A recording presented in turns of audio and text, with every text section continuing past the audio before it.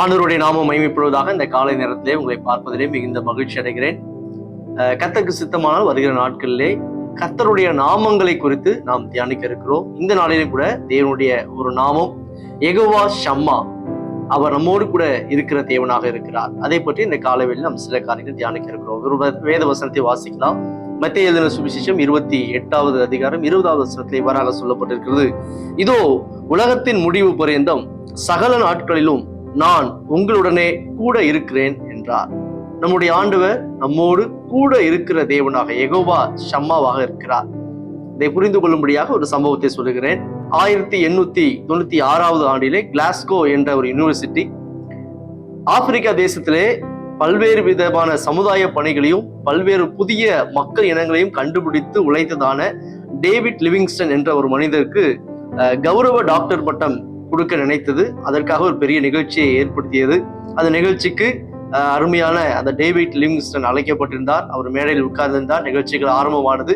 இறுதியாக அவருக்கு பட்டம் கொடுக்க வேண்டிய நேரம் வந்தபோது அவரை மேடையில் பேசும்படியாக அழைத்தனர்.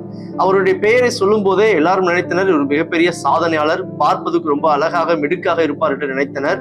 ஆனால் அவர் எழுந்து வந்த உடனே பார்க்கும்போது எல்லாருக்கும் மிகுந்த ஆச்சரியமாக இருந்தது. காரணம், அந்த டேவிட் லிவிங்ஸ்டன் ஆப்பிரிக்கா தேசத்திலே பல வருடங்களாக தங்கி அங்க இருக்கிறதான புதிய புதிய வழித்தடங்களை கண்டுபிடித்து புதிய மக்கள் இனங்களை கண்டுபிடிப்பதற்கு முயற்சி செய்ததினால் உழைத்ததினால் அவர் மிகவும் மெலிந்து எலும்பும் தோலுமாக காணப்பட்டார். இரண்டாவது விஷயம், ஒரு முறை அப்படி காட்டு பகுதியிலே வேலைகளை செய்யும் போது உழைத்து கொண்டிருக்கும் போது ஒரு முறை சிங்கம் ஒன்று அவரை தாக்கியதினால் அவருடைய இடது கை முழுவதுமாய் பாதிக்கப்பட்டு அது நொறுங்கி போய் அந்த கை செயல்பட முடியாதபடி தொங்கி கொண்டிருந்தது. இன்னும் ஏராளமான பலவீனங்கள் மத்தியிலே அவர் இருந்தார். அவர் எழும்பி மேடைக்கு வந்து பேச ஆரம்பித்தார்.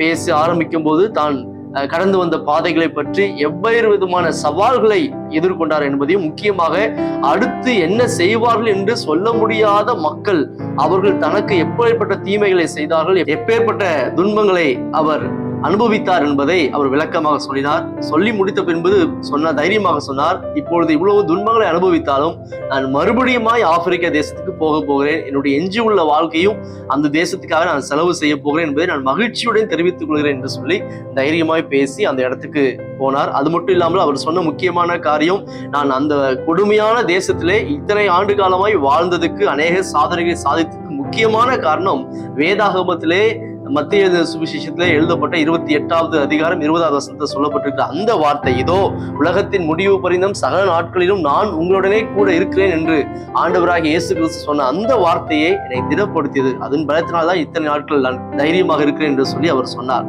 பாருங்கள், சாதாரண ஒரு மனிதனுக்கு தேவனுடைய வசனம் எந்த அளவுக்கு பலனை தந்ததினால், தேவன் தன்னோடு கூட இருக்கிறார் என்ற அந்த தைரியத்தை தந்ததினால் மிகப்பெரிய சாதனைகளை அவர் சாதித்தார்.